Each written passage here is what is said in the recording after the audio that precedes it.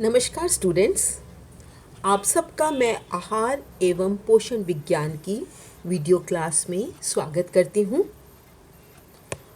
आशा करती हूँ आप मेरे वीडियोस और नोट्स का नियमित अध्ययन तो कर ही रहे होंगे, साथ ही मेरे द्वारा दिए गए टेस्ट और असाइनमेंट्स को भी हल करके अपने अर्जित ज्ञान की वृद्धि एवं मूल्यांकन भी कर रहे होंगे।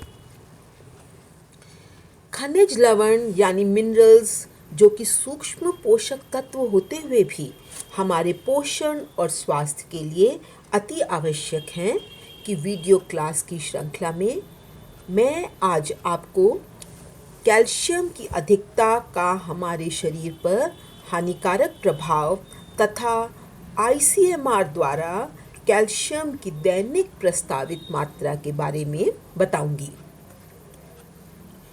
कैल्शियम से संबंधित इससे पूर्व के 2 वीडियोस में मैंने आपको कैल्शियम का परिचय, उसके शारीरिक कार्य, प्राप्ति के स्रोत तथा कमी का विभिन्न आयु वर्गों पर क्या प्रभाव पड़ता है के बारे में विस्तृत रूप से समझाया है।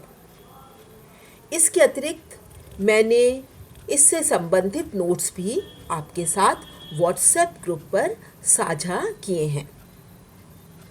आशा करती हूँ आपने उनका भी अध्ययन अवश्य किया होगा।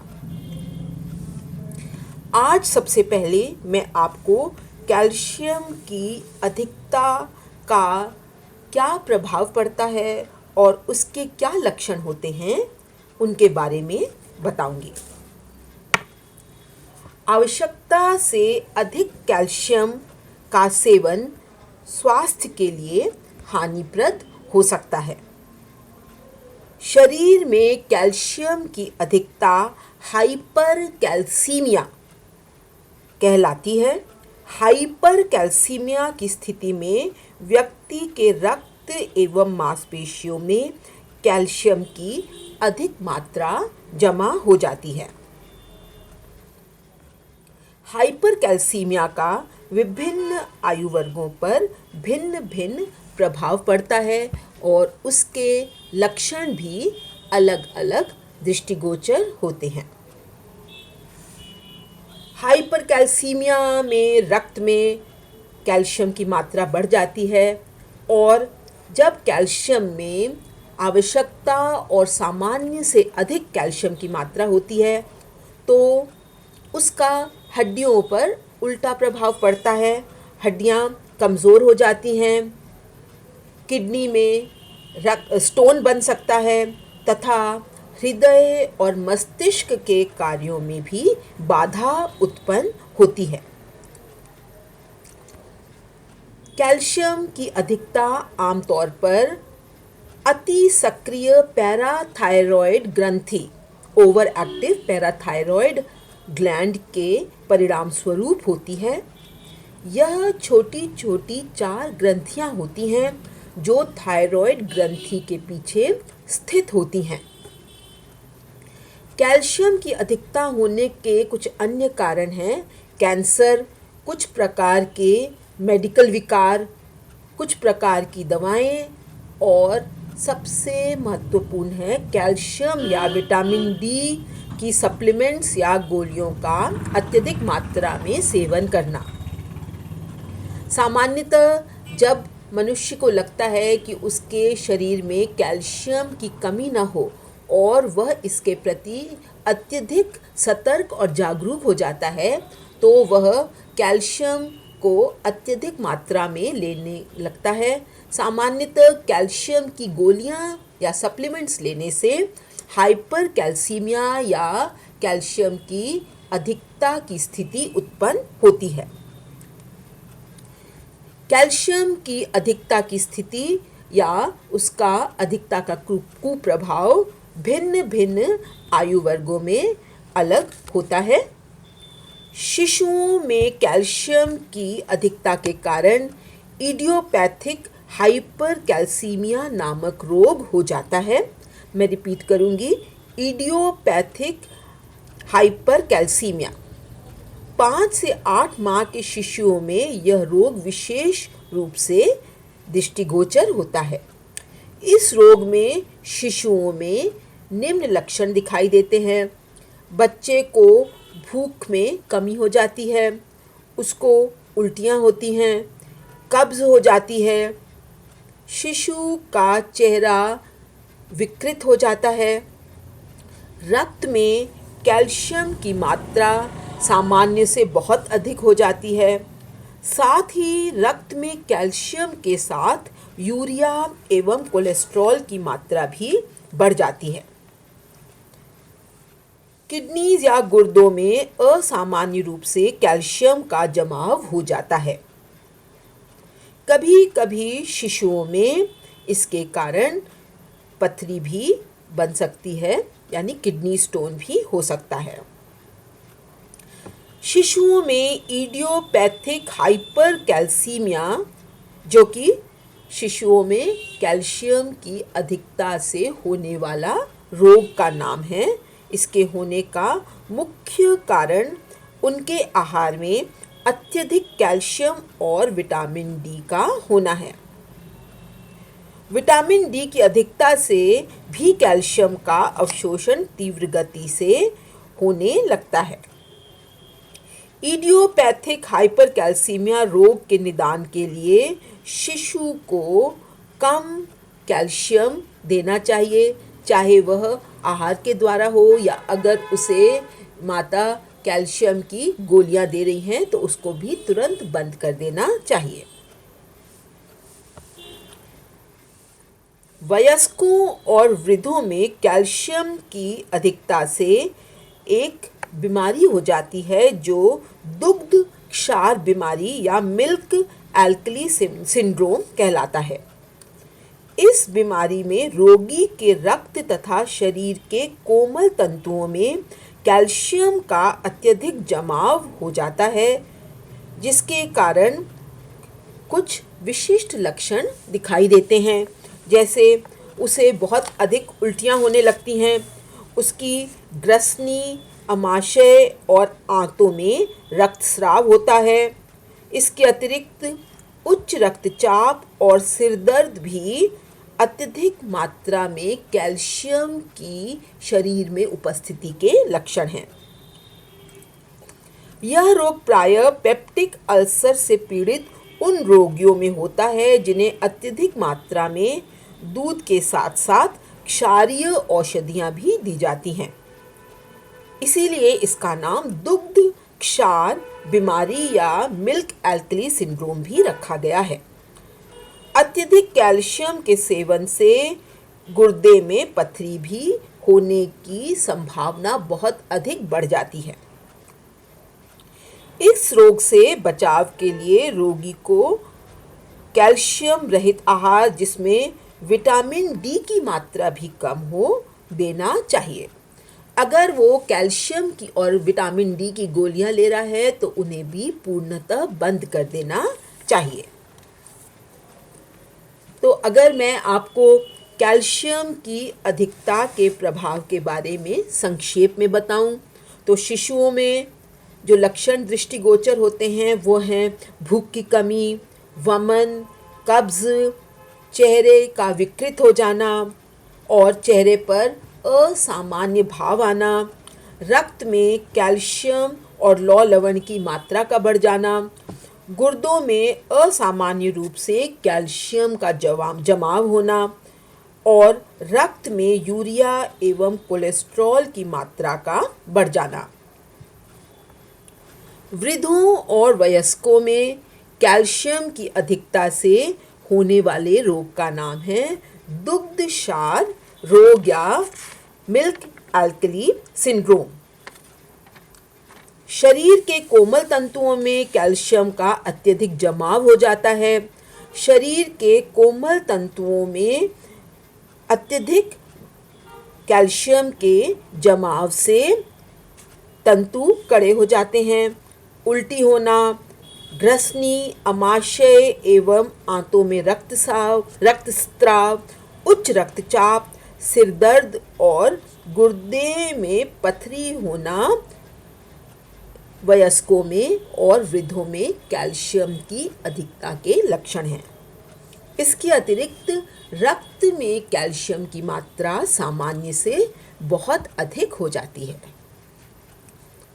इसलिए हालांकि कैल्शियम हमारे हड्डियों के लिए, हमारी दांतों के लिए और हमारे कई सारी जो रेगुलेटरी फंक्शंस हैं उनके लिए आवश्यक है, परंतु जहाँ तक संभव हो उन्हें भोज्य स्रोतों से लेना चाहिए। जब तक डॉक्टर का निर्देश या सलाह न हो, कैल्शियम की गोलियों या सप्लीमेंट्स का सेवन नहीं करना चाहिए, क्योंकि कैल्शियम की अधिक मात्रा भी हानिकारक हो सकती है। अब मैं आपको कैल्शियम की दैनिक प्रस्तावित मात्रा के बारे में बताऊंगी। ICMR, जैसे कि मैंने आपको पिछले भी कई वीडियोस में बताया है, ICMR का पूरा फॉर्म है Indian council of medical research. इसको हिंदी में भारतीय आयुर्विज्ञान अनुसंधान परिषद या समिति कहते हैं। ICMR भारतीयों के लिए विभिन्न पोषक तत्वों की मात्रा प्रस्तावित करता है, क्योंकि भारतीयों को अपने संतुलित पौष्टिक आहार और स्वास्थ्य और पोषण स्तर को उच्च बनाए रखने के लिए कितने पोषक तत्व चाहिए, इसका निर्धारण ICMR करता है। ICMR द्वारा कैल्शियम की दैनिक प्रस्तावित मात्रा, कैल्शियम की मात्रा मिलीग्राम प्रतिदिन में होती है। बच्चों, आप एक बात का ध्यान रखिएगा कि हर पोषक तत्व की दैनिक प्रस्तावित मात्रा की यूनिट या मापने की इकाई भिन्न भिन्न है। कुछ को ग्राम में नापा जाता है, कुछ को मिलीग्राम में, कुछ को माइक्रोग्राम में और कुछ को इंटरनेशनल यूनिट्स में। कैल्शियम को नापने की या मापने की इकाई है मिलीग्राम प्रतिदिन। ICMR के पोषण विशेषज्ञों ने 2010 में कैल्शियम की दैनिक मांग को निम्नानुसार प्रस्तावित किया है। आप देखेंगे पुरुषों और महिलाओं के लिए बराबर कैल्शियम की मात्रा प्रस्तावित की गई है, जो 600 मिलीग्राम प्रतिदिन है। सामान्य महिला के लिए दैनिक कैल्शियम की प्रस्तावित मात्रा 600 मिलीग्राम है, परंतु गर्भवती महिला और धात्री महिला के लिए यह आवश्यकता दुगनी हो जाती है, क्योंकि इन दोनों स्थितियों में महिला को न सिर्फ अपने लिए बल्कि उस पर पोषण के लिए जो शिशु आश्रित है या गर्भस्थ शिशु है उसकी भी कैल्शियम की आवश्यकताओं की पूर्ति करनी होती है। ICMR ने 0 से 12 माह के शिशुओं के लिए 500 मिलीग्राम कैल्शियम की मात्रा प्रस्तावित की है, जबकि बच्चों और किशोरों के लिए 800 मिलीग्राम, 1 से 9 वर्ष बच्चों के लिए 600 मिलीग्राम। इसके अतिरिक्त बालक और बालिका जिनकी आयु 10 से 17 वर्ष है, उनकी कैल्शियम की प्रस्तावित मात्रा में कोई भिन्नता नहीं है, यानी कि लड़के और लड़कियों की दैनिक कैल्शियम की प्रस्तावित मात्रा 800 मिलीग्राम प्रतिदिन है।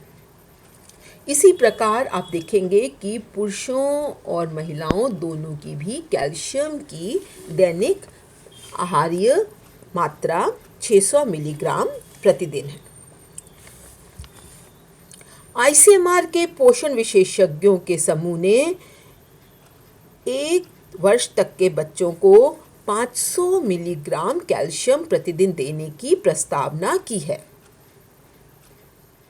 सामान्यतः जन्म से लेकर 6 माह तक बच्चे मां के दूध पर पूर्णतः निर्भर और पोषित होते हैं।